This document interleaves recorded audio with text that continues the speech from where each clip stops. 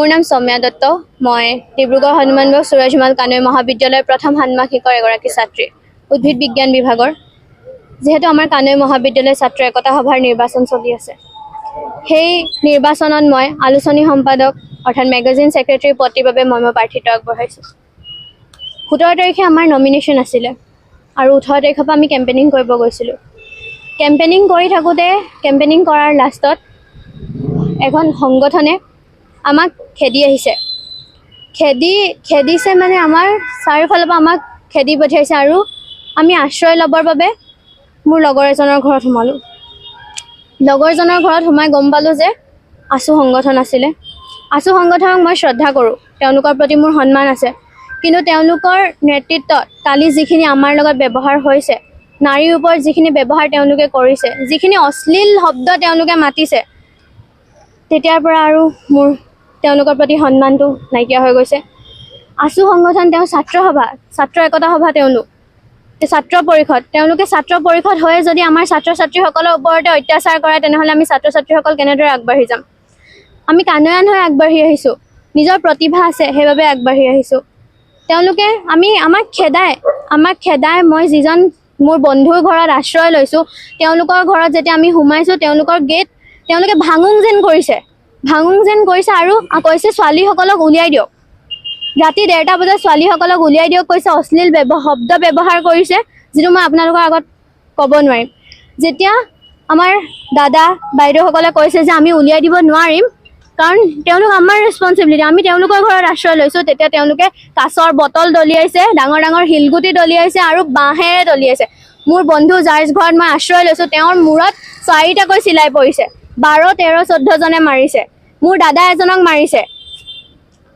সকলোৰে ওপৰত তেওঁলোকে অত্যাচাৰ চলাইছে। আৰু মানে আমাৰ আজি লাষ্ট কেম্পেইনিং আছিলে কলেজত, নিজৰ প্ৰতিভা দেখাই আগবাঢ়ি যাব বিচাৰিছিলোঁ, কিন্তু তেওঁলোকে আমাক কালি থ্ৰেট দি গৈছে যে আমি যদি কালি ওলাই নাযাওঁ, তেতিয়াহ'লে আজি কলেজ যোৱা সময়ত ঘৰৰ পৰা কলেজ যোৱা সময়ত ৰাস্তাত আমাৰ লগত কি হ'ব পাৰে সেইটো আমি গম নাপাওঁ। সেইটো থ্ৰেডত মই এগৰাকী ছোৱালী হয় কেনেকৈ আগবাঢ়ি যাওঁ? এইটো ক্ৰাইম। ছোৱালীৰ ওপৰত, এগৰাকী নাৰীৰ ওপৰত এনেধৰণৰ অশ্লীল ব্যৱহাৰ কৰাটো আজিৰ যুগত এইটো ক্ৰাইম বুলি মই ভাবোঁ, হয়তো আপোনালোকেও ভাবে। ছাত্ৰ সংগঠনৰ কলেজৰ নাম হয়, মই নামকেইটা উল্লেখ কৰিব বিচাৰিছোঁ: কল্প বৰুৱা, ৰুমান, আৰু এগৰাকী আছিলে। গোটেইকেইজন কলেজৰে ছাত্ৰ নেকি? ছাত্ৰ, কেইজনমান ডাঙৰ।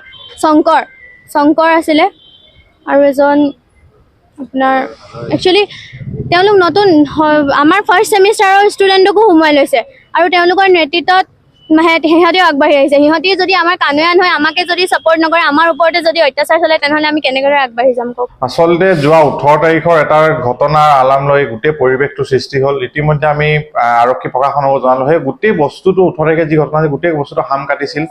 পৰিৱেশ আমি যি পুলিচ প্ৰশাসনৰ লগত আমি আলোচনা কৰি, যিহেতু ছাত্ৰ ছাত্ৰী কণ কোনোবা মাইনৰ্ছ আছিলে, তেওঁলোকৰ আমি ভৱিষ্যতৰ কথা চিন্তা কৰি আমি আলোচনা কৰি আচলতে তেওঁলোকৰ আমি গোচৰ পঞ্জীয়ন আমি যদিও আগবাঢ়িছিলোঁ, কিন্তু ভৱিষ্যতৰ কথা চিন্তা কৰি পৰিৱেশটো হাম কাটিব বুলি আমি আচলতে সেইবিলাক গোচৰ পঞ্জীয়ন কৰা হ'ল। যোৱাকালি তাৰ পিছত যেতিয়া এটা ঘটনা হৈ গ'ল, যেতিয়া কানৈ মহাবিদ্যালয়ৰ ছাত্ৰ ছাত্ৰীয়ে বিভিন্ন আননোন নাম্বাৰৰ পৰা আচলতে ছাত্ৰসকলক, বিভিন্ন ঠাইৰ পৰা অহা ছাত্ৰসকলক ভাবুকি প্ৰদান কৰিবলৈ, প্ৰাণে মৰা ভাবুকি প্ৰদান কৰিব ল'লে। সেই ছাত্ৰ ছাত্ৰীসকলে আমাৰ ওচৰত আহিলে, আমি ইতিমধ্যে যি কল ৰেকৰ্ডিং আছিলে, সেই ৰেকৰ্ডিংবিলাক এইপিনে প্ৰশাসনৰ হাতত আমি জমা দিছোঁ। গোটেই ঘটনাটো আচলতে আমি ভাবিছিলোঁ যে গোটেই পৰিৱেশটো আচলতে, যিহেতু এটা মহাবিদ্যালয় নিৰ্বাচনহে, কোনো ডাঙৰ ঘটনা আচলতে, কোনো ডাঙৰ কিবা উৎসৱ নহয় যে এই ডিব্ৰুগড় চহৰৰ মাজত কিবা অপ্ৰীতিকৰ পৰিস্থিতি, আমি কোনোদিন সেই বস্তুটো আমি কাম্য নকৰোঁ। আমি আশা কৰিছিলোঁ গোটেই পৰিৱেশটো হাম কাটিব, কিন্তু যোৱাকালি পুনৰবাৰ সেই পৰিৱেশটো আকৌ এটা পক্ষই সৃষ্টি কৰিবলৈ বিচাৰিলে। আৰু যেতিয়া সেই কানৈ কলেজৰ ছাত্ৰ ছাত্ৰীসকলক তেওঁলোকে নিৰ্বাচনী প্ৰচাৰ কৰিছিলে, কোনোবা কানৈ মহাবিদ্যালয়ৰ ছাত্ৰ নোহোৱাকৈ তেওঁলোকে কানৈ মহাবিদ্যালয়ৰ ছাত্ৰসকলক আচলতে প্ৰহাৰ কৰিবলৈ তেওঁলোকে ৰানিং গেটলৈ আহিলে। এই গোটেই পৰিৱেশটোৰ পিছতে আচলতে সেই ছাত্ৰসকলে যেতিয়া প্ৰহাৰ কৰি তেওঁলোকে আচলতে সেই ঠাইৰ পৰা পলায়ন কৰি কোনোবা উত্তম চেতিয়া নামৰ ব্যক্তি এগৰাকী ঘৰত তেওঁলোকে থিতাপি ল'লে। আৰু গোটেই পৰিৱেশটো তাৰ আপোনালোকে দেখিছেই। যেতিয়া আমি সেই বিষয়টোক আমি তেওঁলোকৰ ঘৰত আমি অৱগত কৰিবলৈ গৈছিলোঁ যে কিয় এই পৰিৱেশটো প্ৰত্যেকবাৰে আপোনালোকৰ ঘৰৰ পৰাই সৃষ্টি হয়, কিয় সেইকেইজন ল'ৰাই প্ৰত্যেকবাৰে আপোনালোকৰ ঘৰতে থিতাপি লয়হি কিয়নো ইয়াৰ পূৰ্বেও এটা ঘটনা হৈ গৈছে সেই গোটেই বিষয়টো পুলিচ প্ৰশাসনৰ ওচৰত অভিযোগ ইতিমধ্যে আছিলে পুলিচ প্ৰশাসনে সেই বিষয়টো তদন্ত কৰি আছিলে সেই পৰিৱেশটো সেই সময়তো পুলিচ প্ৰশাসনে কিন্তু তেওঁলোকৰ ওপৰত তদন্ত কৰিছিলে আমি যদি পুৰণি ৰেকৰ্ড খুলি চাই প্ৰশাসনে আচলতে তেওঁলোকৰ সেই বিষয়টো পাব তেওঁ ঘৰত কি ধৰণে ছাত্ৰ ছাত্ৰীসকলক তেওঁলোকে ৰক্ষণাবেক্ষণ দি ৰাখে কাজিয়া কৰি অহা ছাত্ৰ ছাত্ৰীসকলক আমি আশা কৰিছো যে এই পৰিৱেশটো হামকাটক এটা মহাবিদ্যালয় ইলেকশ্যন লৈ আচলতে ডিব্ৰুগড় চহৰত কোনো অপ্ৰীতিকৰ পৰিস্থিতি সৃষ্টি নহওক ছাত্ৰ ছাত্ৰীৰ মাজত বিভিন্ন ঠাইৰ পৰা আছে ছাত্ৰ ছাত্ৰীসকলে ডিব্ৰুগড় চহৰলৈ পঢ়িবলৈ আহে তেওঁলোকৰ মাজত যদি ডিব্ৰুগড় স্থানীয় বাসিন্দা বুলি কোনোবা ছাত্ৰ এখিনি আচলতে তেওঁলোকৰ ওপৰত ভয় ভাবুকি দি ছাত্ৰ ছাত্ৰীসকলে ইয়াত পঢ়িব নোৱাৰিব তেওঁলোকক মাৰি পেলাম আচলতে এনেকুৱা ধৰণৰ ভাবুকি প্ৰদান নকৰি এই পৰিৱেশটো মহাবিদ্যালয় নিৰ্বাচনী উৎসৱ সেই উৎসৱ হিচাপে আমি বিবেচনা কৰিবলৈ আমি সকলো পক্ষকে অনুৰোধ জনাইছো যাতে পৰৱৰ্তী সময়টো এই মহাবিদ্যালয় ডিব্ৰুগড়ত আচলতে 5খন মহাবিদ্যালয় আছে পৰৱৰ্তী বিভিন্ন সময়ত মহাবিদ্যালয় নিৰ্বাচনী হ'ব এই ঘটনাৰ আলমত যাতে অন্য মহাবিদ্যালয়সমূহত এই নিৰ্বাচনী যি হিংসা আছে হিংসা যাতে বিয়পি নপৰে আমি তাকে আশা কৰিছো আমি আশা কৰিছো সকলো পক্ষকে ডিব্ৰুগড় ছাত্ৰ ছাত্ৰীসকলৰ কথা ভৱিষ্যতৰ কথা চিন্তা কৰি ডিব্ৰুগড় সামাজিক পৰিৱেশৰ কথা চিন্তা কৰি আচলতে এই পৰিৱেশটো সাম কটাবলৈ আমি অনুৰোধ জনাইছো আমি ইতিমধ্যে আমাৰ কানৈ মহাবিদ্যালয়ৰ ছাত্ৰ এগৰাকী আঘাতপ্ৰাপ্ত হৈছে তেওঁক আমি মেডিকেল কৰাইছো ডক্টৰ ইতিমধ্যে তেওঁ চিটি স্কেন কৰিবলৈ দিছে আৰু এগৰাকী ছাত্ৰৰ পূৰ্বতেও আঘাত পাইছিল সেইগৰাকী ইতিমধ্যে চিকিৎসাধীন অৱস্থাত আছে আমি এটাই কথা অনুৰোধ জনাইছো এই নিজৰ মাজতে ঘাত প্ৰতিঘাতৰ মাজতে কোনো ছাত্ৰৰ আচলতে তেওঁলোকে ছাত্ৰ আচলতে নিজৰ যাতে কোনো বেয়া পৰিৱেশলৈ আছে পৰিস্থিতিটো নাযায় ছাত্ৰ আঘাতপ্ৰাপ্তলগীয়া নহয় তাকে আমি আশা কৰিছো পৰিৱেশটো হাম কাটিবলৈ আমি সকলো পক্ষকে অনুৰোধ জনাইছো বৰ্তমান যিহেতু আমি সকলোৱে জানো কানৈ কলেজত অলপ ইলেকশ্যনৰ বতৰ চলি আছে তো এনেকুৱা ইলেকশ্যনৰ বতৰত সৰু সুৰা কাজিয়া হয় সেইটোতো প্ৰায় নৰ্মেলেই হয় কিন্তু যোৱা 18 তাৰিখৰ পৰা যোনকেইটা ঘটনা ঘটিব ধৰিছে মানে এই কাজিয়াটো তেখেতলোকে আমাৰ ঘৰলৈকে লৈ আহিছে ঘৰে ঘৰে সোমাই মেলি আমাৰ ষ্টুডেণ্টছবিলাকক এটেক কৰিব ধৰিছে ৰাতি প্ৰায় 2:30 11:30 মানৰ পৰা 2:30লৈকে তেখেতলোকে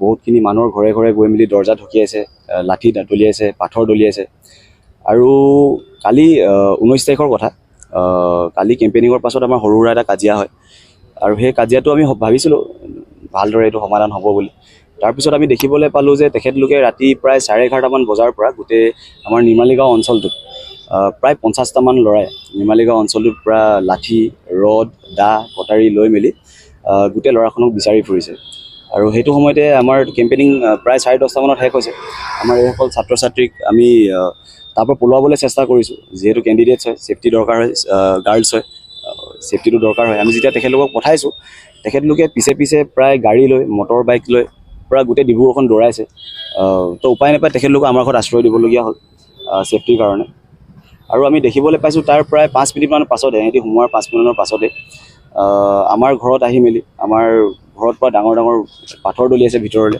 বিয়েৰ বটল দলিয়াইছে বাঁহ দলিয়াইছে তাৰ পৰা আমাৰ মাক বেয়া বিহেভ কৰিছে মাৰ গাত ডাঙৰ ডাঙৰ এইটো ডাং দলিয়াইছে দেউতাক বেয়া বিহেভ কৰিছে আৰু তাৰ পিছতে গৈ মেলি আমাৰ আৰু এজন ইয়াত আছে উজ্জ্বল দ্বাৰা আমাৰ ডিব্ৰুগড় কলেজৰ GS হয় তেখেতৰ ৰুমত গৈ মেলি আৰু এটা বেলেগ পৰিৱেশ দৰ্জা ভাঙি মেলি সোমাবলৈ চেষ্টা কৰিছে প্ৰায় 2খন দৰ্জা ভাঙি দিলে আৰু আমি আচৰিত খালোঁ আমি পুলিচক ইনফৰ্ম কৰি আছোঁ পুলিচক ইনফৰ্ম কৰা আমাৰ প্ৰায় 30 মিনিটমানৰ পাছত পুলিচ পাইছেহি কিন্তু একো কণ্ট্ৰল কৰিব পৰা নাই তাৰপিছত তেখেতলোকে বাৰে বাৰে কল কৰি আছোঁ ভিতৰৰ পৰা আমি অসহায় ফিল কৰিছোঁ যে বাহিৰত ইমান গাল ল'ৰা চিঞৰ বাখৰ কৰিছে আমি কৈছোঁ আপোনালোক কেতিয়া আহিব তেখেতলোকে কৈছে আমি অফিচাৰ্ছক মাতি আছোঁ আহিব আৰু অফিচাৰ্ছ অহাৰ পিছত গম পালোঁ যে তেখেতলোকে এই কাজিয়াখন ৰখাব অহা নাই আমাৰ ভিতৰত যোনকেইটা ল'ৰা ভৰাই থৈছিলে সেই ল'ৰাকেইটাক উলিয়াই লৈ গৈ মেলি আছোঁ মানে হাতত দিহে দিছে মাৰিবৰ কাৰণে তাৰে এজন মোৰ বন্ধু আছে কৌশিক গগৈ তেখেতক উলিয়াই লৈ গৈ মেলি খুব মাৰিছে খুব পিটিলে পিঠি চিঠে ৰদ ভৰাইছে কোন সংগঠন কি কথা মই তেনেকৈতো ক'ব বিচৰা নাই কিন্তু মই দুজনমান মানুহৰ